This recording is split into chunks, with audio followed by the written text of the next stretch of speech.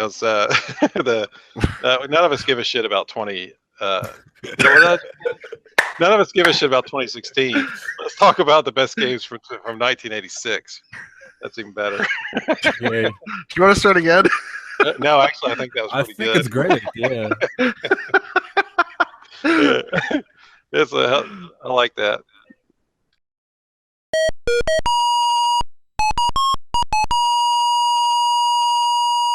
I got a copy of King's Quest 3 here, which is, I guess Sierra was really kind of rolling at that point.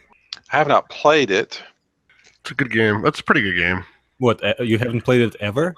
No, I haven't. No. Huh. The thing about that game is that It's annoying. it comes with it's a little bit annoying because there's a timer, and if you get caught by the wizard, like while you're supposed to be doing something else, you get killed basically. So it's like a little bit frustrating. But also the game comes with a book of spells that you have to cast spells in the game, and if you have to type in the spells exactly right, if you make like one typo or you leave out a comma or something, then you die. And the spells are like, it's like 2 pages of writing that you have to type in like line by line, and you make one tiny mistake, you die. Besides that, it's a good game.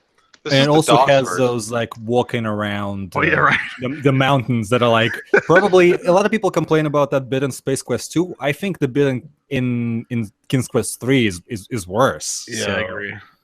The instant death falling off of paths and stuff like that. So there's a lot of little annoying technical details, but it's a fun game. The story is good too.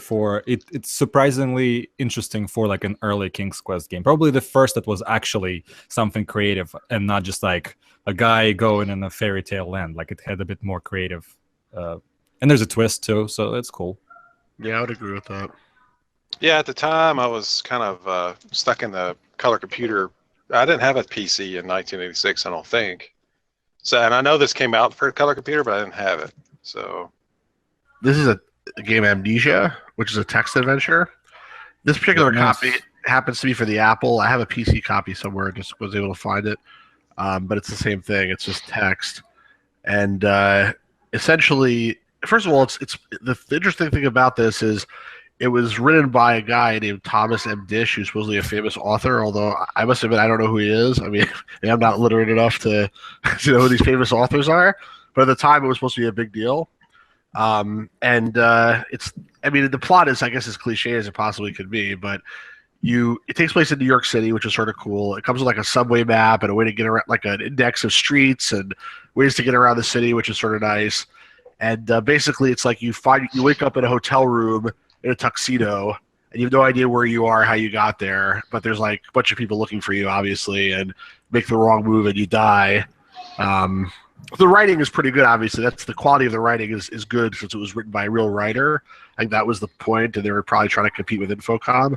And it's a folder that opens up like this, and like this, and you can sort of see newspaper clippings, and there's a picture of the author over here, Thomas Dish. Here's the disc, and then on the side of the folder is an opening where all the paperwork is and all the little stuff. So. I've played this, I've played with it a little bit. I've never actually beaten the game. It's definitely not that easy. And actually, speaking of design docs, I think the design doc for this is available online. I think Mr. Dish posted it so as well. Yeah, so interesting. Great box art too.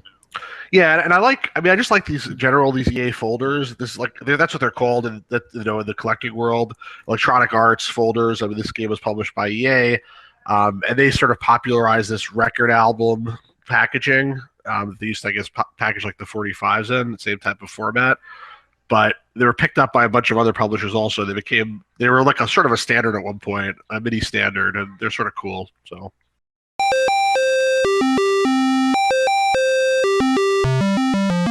This Lords of Conquest came out in '86 for the Apple II and the Commodore. Came out for DOS later, but what's interesting about this one is it was based on a board game, and it kind of looks like one. It kind of looks like Risk or something, but I think the board game is called Borderlands. So there's actually a physical version of this you can pick up. It's out of print, but there's the photo in there of the guys who made this one.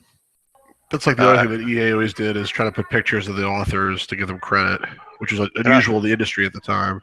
Yeah, it's pretty cool. It's a neat little package. The game looks kind of dry for me, but that's pretty cool. Another one of these EA folders. And by the way, speaking of the date, it's hard to sometimes definitively know when a game was released, if it was 85 or 86 or 87. So I think some of these are best guesses, I guess. Yeah, I'm just going by Moby Games. It's the best I can come up with. All right, well, this is another text adventure based on the James Bond movie Goldfinger, which is a good movie. Around the same time, they released another James Bond game based on A View to a Kill, which is the last Roger Moore movie. So this one came out way, way, way before that, obviously. But it was a good movie, so I guess they figured let's make a game about it. And it's just basically a straight-up text adventure, which they still had in '86. And it's like a hard folder. Mindscape used to release a bunch of games in this hard folder format. You open it up. There's a thing that holds a disc, which is supposed to be glued in, but it sort of came off the glue. And there's a little manual on here. So I have not played this one. It's on my very long list of games to play, but it's from 1986. Microprose put out the Gunship in '86. So this was one of Microprose's best-selling games in '86. It was I guess kind of an action flight simulator. I don't know if it was. I did play this back then, but I was kind of too young to really understand it fully. I remember just kind of taking off and crashing a lot. But this game's got quite a pedigree as far as classic flight simulators are concerned. It's really popular. Was that like who developed that game? Was that like Sid Meier or? It has to be Sid Meier, right? And at least somehow involved in that. Yeah, I didn't know that. But Sid Meier did design and programming, right, on F-15. Correct me if I'm wrong. I'm not sure, but I think he's created fairly. Sure. Yeah, designed by Sid Meier. You're right. Mm-hmm. So I have a couple of small format games, like also stay with the text adventure theme for now. So when I say small, like this is my hand and this is the game. So these are games that were released on cassette for the Spectrum in the UK. And this game is based on the Discworld series, The Color of Magic. Basically, this format of games that you open it up, there's a cassette. Sometimes there was instructions in here, but sometimes the instructions were actually just printed on the back of the inlay. Like in this case here, I take this thing out, and then instructions are here on the back and on the inside. So that was sort of the format. And then here's another game called The Boggart, which is a parody of The Hobbit. It's not a very intelligent or creative parody, but this company Delta 4. They made a lot of parody type of games. I think Fergus McNeil, is that the guy's name? If I remember correctly. I forget. Fergus McNeil looks like the guy that created most of these games. So he was the guy that created The Boggart also. Is that company that one of the adventure games, like it opens up with you with your pants down in like an outhouse? I forget what that one's called. That was Eric the Unready, I think you're thinking of. No. There was like a Spectrum adventure that did that. And it was from like a series of like comedy adventures, but I forget if it was the same guy or not. I'll have to investigate. Yeah, I mean, he did really a lot of those parody games, so I would not be surprised if it was the same guy, the same company. Actually, this Color of Magic was also like the same publishers, but I think it was different. Actually, no, Fergus McNeil did this one too. He was one of the authors of Color of Magic, so I mean, this guy got around. He's pretty prolific, and I think his career lasted past the Spectrum days. We worked on Kingdom of Magic, according to Wikipedia.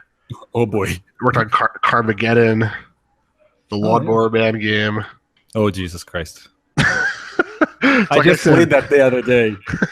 Like I said, his career has lasted a little bit past the Spectrum.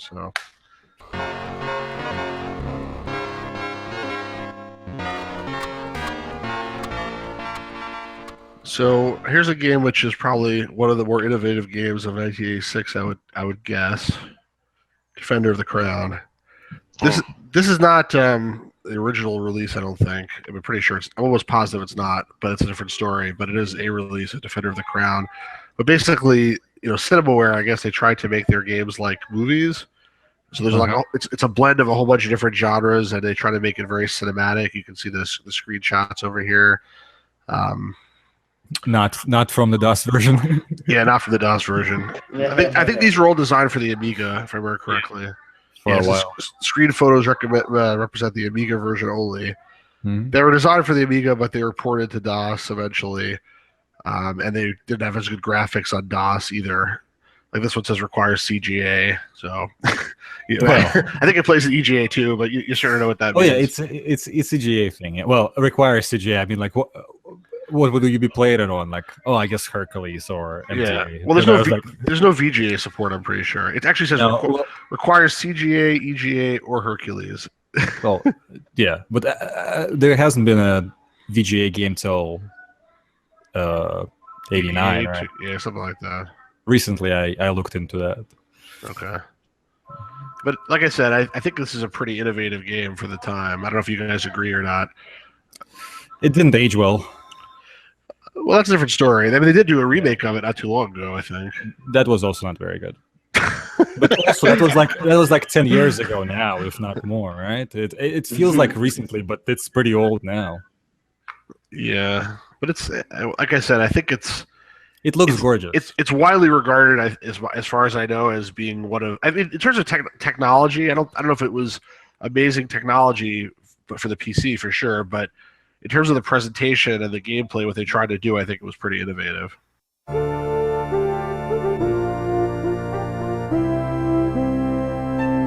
I brought Ultima 1 because this didn't actually come out in 1986.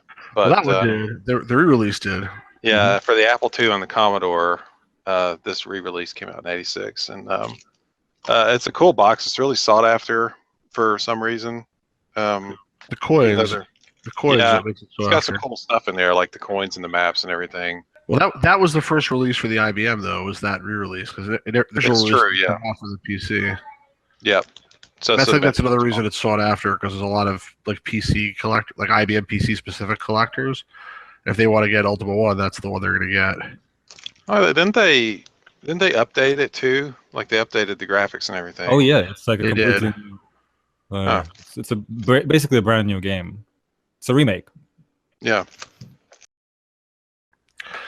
Joel, I have another game here that I'm sure you have.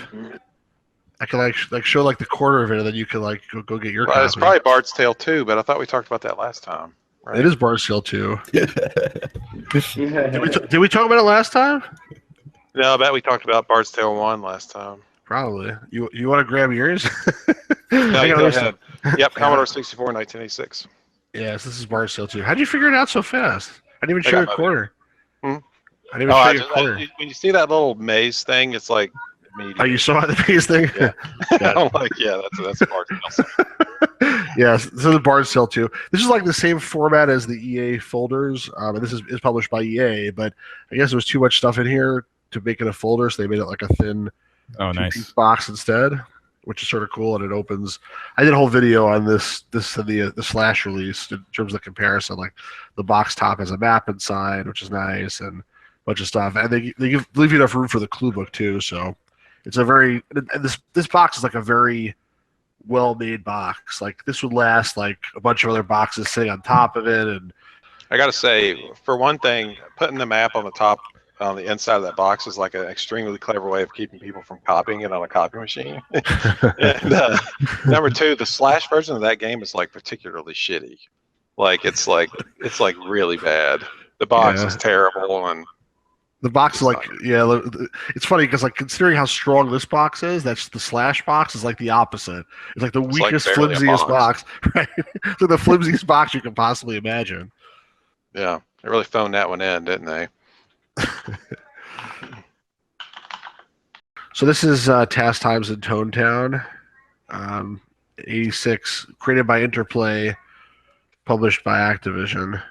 This is a sort of graphic adventure game, I think with like a point-and-click interface. I never actually played it. I need to play it at some point. Yeah, it is. Okay, and I think like Rebecca Heinemann was one of the creators of this, if I'm not mistaken, or maybe she was the creator. I think she's a co-designer and a co-writer. Okay. Yeah, it's outside of the box. It just says designed by Interplay Productions and Brainwave Creations because I guess, whatever. They didn't want to give too much credit to Interplay, but it's like sort of a weird game. Like you can sort of tell by the picture, it's like sort of far out, and the idea is like your grandfather disappeared, and then you go to some other dimension to find him, and your dog talks, and the bad guy's like an alligator or something, and it's like a really weird game, but good game supposedly. I have not played it yet. It's like about a machine that makes your dreams come true, like the actual dreams, and that's why your grandfather got kidnapped. I think it's a weird story, but also that game has pretty good composite only CGA graphics. Like cool. If you play it on regular CGA, it looks kind of like crap, and then composite, it looks very colorful. Yeah, it's interesting. That's like a side point, but like I saw videos recently that they show that in some games, the composite CGA is like better than the EGA, or it looks like almost as good, if not better. It looks like Apple II. It's the same concept. Which I find amazing because back then, like we had those games. If we had EGA, we never tried the CGA mode. At least I didn't. But you had to have a composite monitor. Right, exactly. And if I did, it wouldn't have looked that way. So yeah. There's a reason why composite monitors weren't popular on IBM machines is because text, you have to remember back then, IBM is a business machine first and foremost, and reading text off a TV is, so very difficult. The games did support it up until sometimes up until like 1990, like the Bard's Tale one or two. I think all of the Bard's Tale games support composite CGA, and it actually looks pretty great. But also, why would you? Because it looks great in EGA as well. So it's stuff. But in case like with those games, that's sort of in an in between period, like Test Town, like has really great composite graphics. Cool, very cool. So a couple more quickly. Here's this game I don't know too much about. I haven't played it yet. I only got it recently. It wasn't released for PC. This is like a Commodore 64 version. Dan Dare, Pilot of the Future. I think it's another EA folder. This one doesn't open up, like it doesn't fold. It just has a pocket on the side. It has like a comic book in the back. I believe it's like an arcade type game, but it's supposed to be pretty good. And then here's a historically significant game. So while Sierra was cranking out all their stuff, what was LucasArts doing? They were making this, among other things. So this is sort of the predecessor to all their graphic adventure games. I mean, it wasn't released for PC. It didn't use the SCUM interface. That was Maniac Mansion was the first one to have that, but it was basically a graphic adventure based on the Labyrinth movie with David Bowie, which is an interesting movie. The game was interesting. The one thing I think is interesting about it is it starts off as a pure text adventure, and you're just typing your commands what you want to do, and then in the game you go to a movie theater and you see David Bowie's character, the Goblin King, on the movie screen, and that's like the first graphics it shows in the game is his character like sort of reaching out a hand to you, and then you basically get sucked into the screen and you end up in the actual game, which then becomes a graphic adventure. So it's similar like the movie The Wizard of Oz, where it starts off in black and white and then it becomes color when she gets to Oz, a similar type of idea. But it was very cool, I think, and it sort of symbolized the transition between the text adventures and the graphic adventures, in my mind at least. So, cool game. I have here a few Infocom titles. So some of them are not too interesting. Hollywood Hijinks is probably a pretty forgotten Infocom game, probably for good reason. It's not extremely notable. It's sort of like a murder mystery, I think, but it's not very exciting. This one is much more interesting, I think, which is Trinity. Also 1986. This one was created by Brian Moriarty.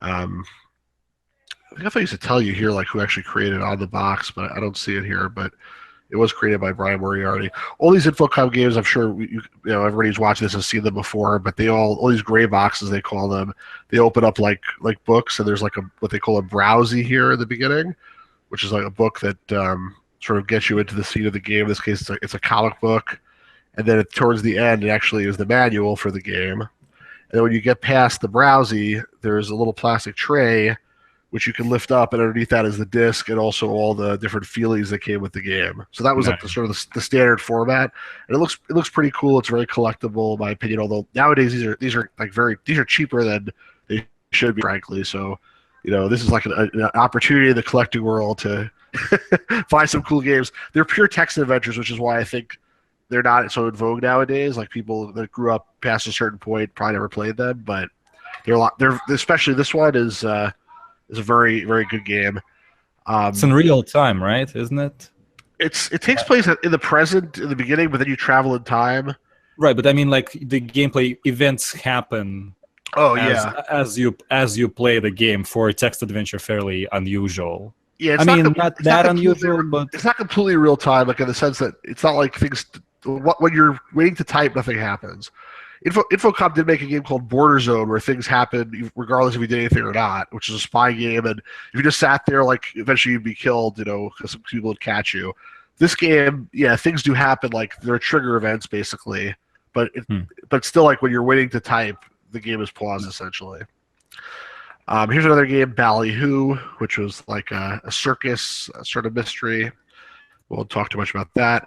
And this game I've showed before, which is, in my opinion, probably one of the best games of the year, Leather Goddesses of Phobos by Steve Moretsky. Pretty hard game, actually. It's interesting because a lot of people probably bought this because of the risque content in it.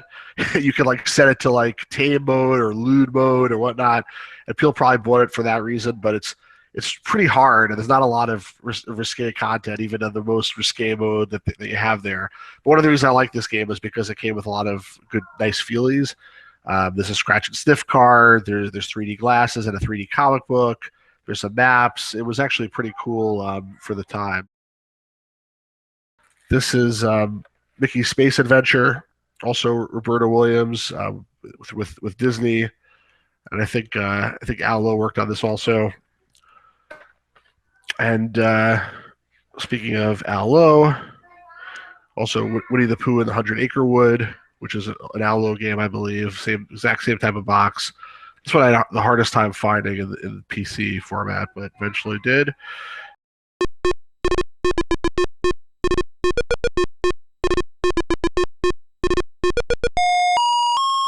And of course, we mentioned this already. Space Quest 1, which is probably another pretty good game. Although I think some of the later ones are better than the first one, probably in my opinion. I guess this one was sealed at the back with a sticker, because if you think about it, they couldn't be shrink wrapped, because then you would be able to open these things and see the nice, gatefold cover. So I'm assuming this was how they sealed most of them.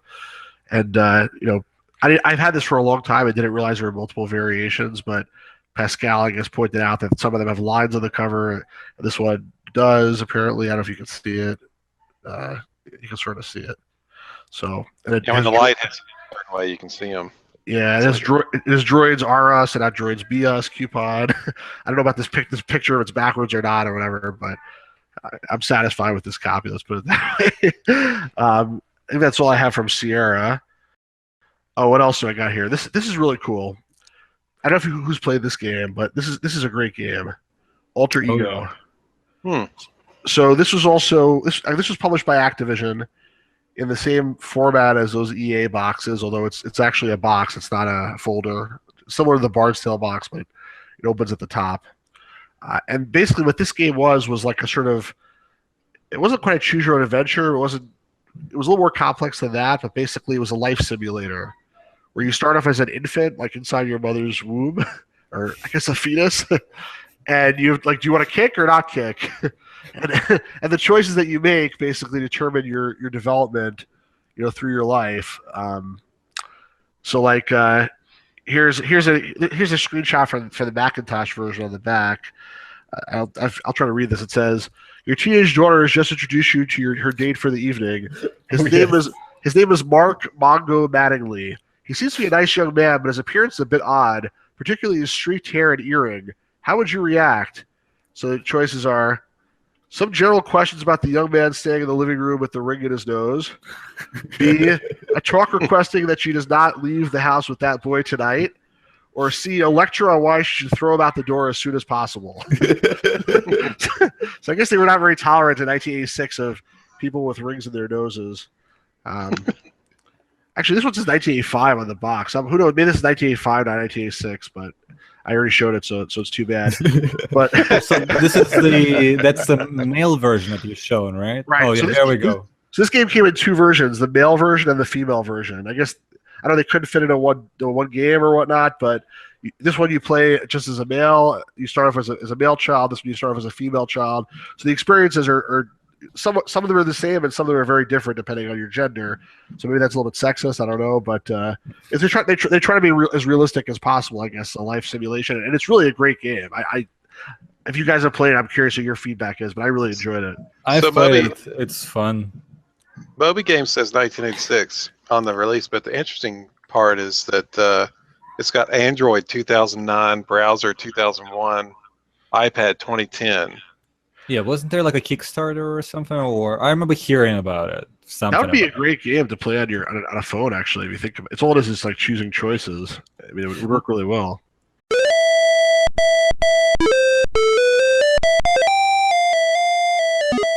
Here's another potential candidate for best game of 1986.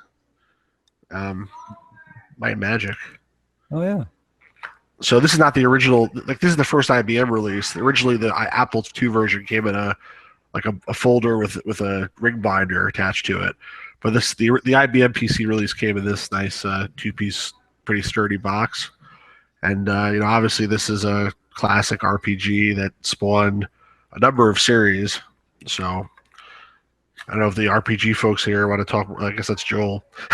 Want to talk more about it, but I played that game some when I was a kid, but it was in CGA, and at that point, by the time I got around to playing that, I'd already had better ones like Pool of Radiance and stuff like that. So I didn't really play that one a whole lot. Now, 6. Once we got around to 6, I played the heck out of 6. But yeah, it's a good game though. I know people who love Might and Magic. I can't play that game. I tried because I did a podcast a couple of years ago, so I tried playing a bunch of the early ones because I've never really have. And this is one of those things that's like it's hardcore. Like you need to map. There is no question. It's built to be mapped. There's a notebook inside with the sheets. Oh, I have that box. Wow. Or do I have book 2? I forget. It was one of those games that. Yeah, it comes with map and sheets with the grid on it. Similar boxes. Yeah, and it's like a tearaway square, but like there are puzzles inside. There are extra references if you map everything, and you can't see the objects on the screen until you step on them. Like if there's a statue on a square, you do not know it because you don't see it 3 squares away until you're in that square, and the game tells you there's a statue there, and then you go to your notes and you place the thing. But it's also interesting because there are, for an RPG of that time, I think, like there's like forest squares and stuff, and if you have certain skills, you'll move through them. It's not exactly walled off dungeon and stuff, but there's lots of random encounters that are merciless and completely random, and it's only for a certain type of people. Like not they didn't have a great concept of progression back then. It's like if you don't got the weapons, tough shit. Yeah, pretty much. We're gonna just kick your ass. But you also meant to be dying a lot. Essentially, you just meant to be, from what it feels like and from what people told me, it does feel like you just trash play it until you've mapped out everything and until you have an actual idea, and that's when you sort of make your actual planned out moves once you've explored everything and found out everything, kind of that sort of stuff. So I leave a couple more here. This game is also somewhat well known, uninvited.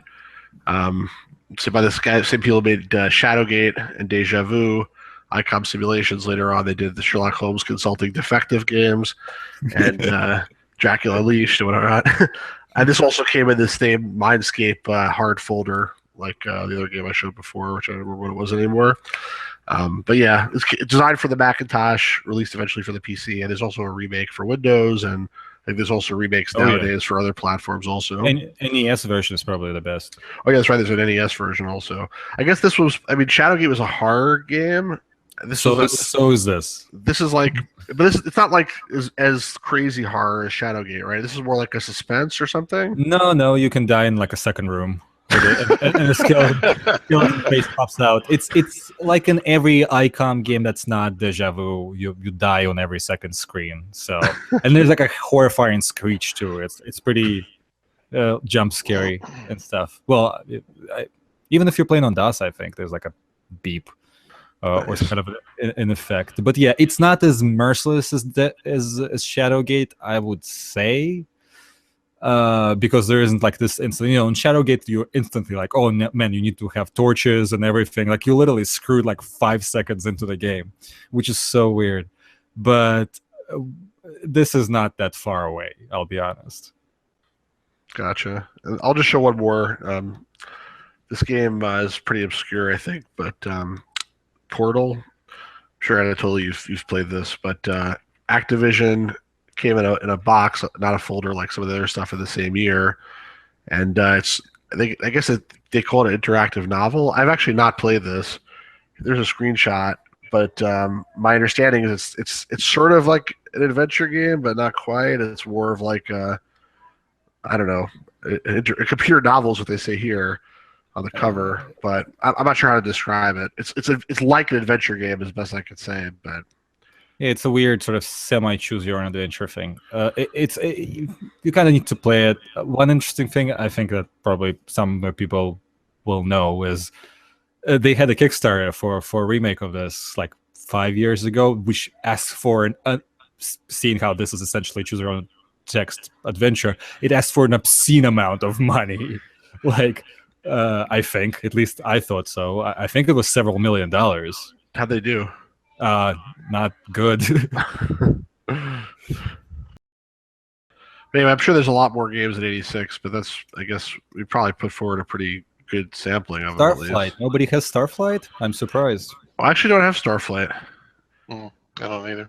That's a big one. That's a big contender for Game of the Year too. I know it didn't start a giant franchise, but it's a very significant title.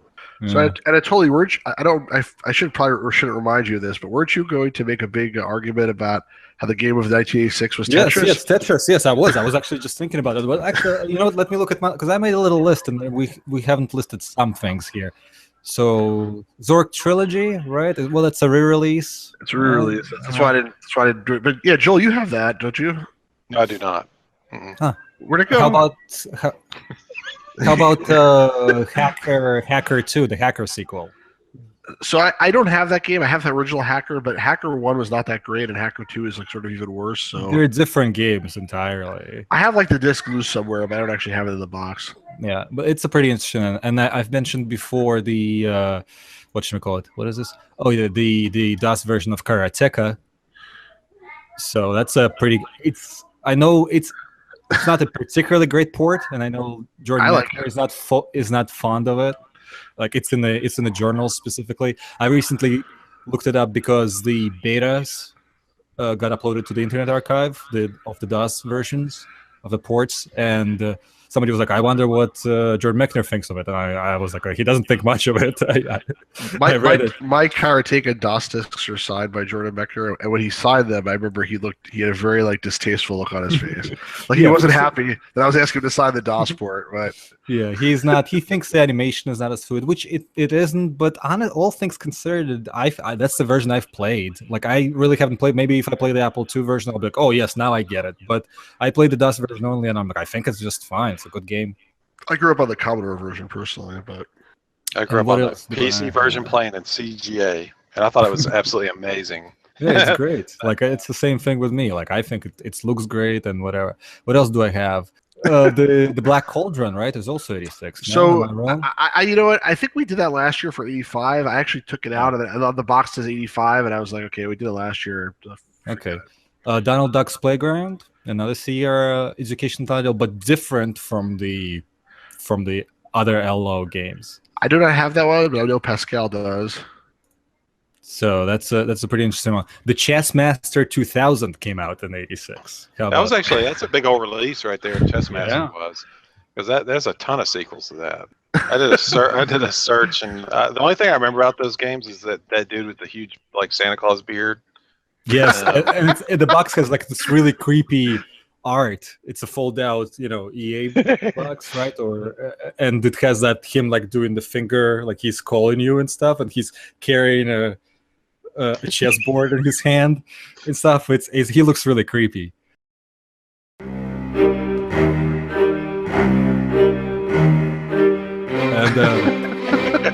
And something else. Oh yeah, well, of course. Let's roll back onto Tetris, right? So and leave this part in so we get all the comments. And some people will call me names, but I think yes. Although version of Tetris that made it big first was not even the DOS version that came out in 87, not the commercial, not the Spectrum Holobyte version, right? It was the Game Boy version. The actual first version of Tetris on Electronica was made before. The Vadim Gerasimov's port with enhancements, of Tetris onto IBM PC platform, at least as far as we know, because it has so many variations just in 86 alone. It came out in 1986. That's the version that spread out of the Soviet Union via copies to Hungary, and then got noticed at an expo and stuff. So yes, while not a commercial release, technically not any release in a country that didn't even have private property, or copyright laws for that matter. I still think that version is important, because without that version specifically, if it was just on the Electronica computers, that game would have never got out. Like, it would just stayed in the science research facilities in the Soviet Union, and engineers would be the only ones who played it, and that would be it. Without that DOS version, the other DOS versions don't exist, and the Game Boy version doesn't exist. So I consider, 86 a pretty... Yes, technically it was made earlier. I guess I'll concede to that, but I do think that the version that people saw, the earliest version that people actually saw and played, would be that. I mean, I can't fault anything you said. I think you're right, but in terms of like, if we're talking about when the game was made, it clearly wasn't made in '86. I mean, that version was. Same with Karateka, but that's Karateka's Karateka, I guess. I used to always call it Karateka, but that I guess is a different story, because we know the DOS port is not that significant in any case. But right. The Tetris case, yeah, I agree, you have a much better case, but I would still say that there was no actual release of it in '86. It was just, there was a game that I guess was floating around the networks, or copies or floppies or whatever. I mean, if there was actually a box release in '86 of this version, right, I would say, okay, maybe. I do understand, but I think under the circumstances, it's like there's a lot of ifs to that, right? So I vote we give it like honorable mention. Yeah. Well, plus those versions, oh my god, like there's so many revisions of Tetris in 1986. Like even the ones that actually got this is actually, how those things are lost, right? Here's how popular it was. Think about this. There's at least like 10 versions from 1986, all different ones that have been saved. Like, how many people do you think had to copy it around that time and throughout the year for that many versions from 30 years ago to still exist? I mean, PC things that are not commercial releases from that time are essentially lost and don't exist, basically. And that's not the case with Tetris. Yeah, honestly, I'm surprised that that game was as popular as it was, because it was definitely a very like innovative, fun game. And on the Game Boy, it was the killer app because it was like perfect for a handheld, and you could just play it for hours. And there was different modes, and you could play against other people theoretically. Even on a PC, there was like so many other things to do. Like, I'm surprised that it was that popular on the PC. I mean, it obviously was, but it's instantly. I think that's the beauty of Tetris in any sort of shape or form, is that it's instantly approachable by anyone. Like, my mother will the only game she'll ever touch is Tetris, because there's a certain thing about Tetris, right? Also, it is 1986, and we mentioned before that the audience for computer games is different. Computers were expensive, and people generally had, you had to have a computer in your household and play games was a different thing back then, right? So yeah. the audience is different. But if somebody else, like, I mean, Tetris is super addicting, right? It's that concept, I guess, of negative space is what they call it. It's like that's sort of an explanation for it. I think that's floating around. I don't know if I agree with that, but you only see your mistakes, right? The good stuff disappears. You only see your mistakes, and you want to, finish those things. I don't know if that's what makes Tetris appealing. I think what makes Tetris appealing is like the feeling of urgency and its ease of access. And I think that's the thing. Like once you cross, yes, it's essentially an action game, right? In a way, it's not a puzzle game, to be honest. But it's still a step behind where, like in an action game, a serious person might not want to play Pac-Man, right? That sort of like, if you want to play an action game, a game that requires urgency, it might not be Pac-Man. It might not be something that shoots at something, but they might play Tetris because it's just abstract enough to have that.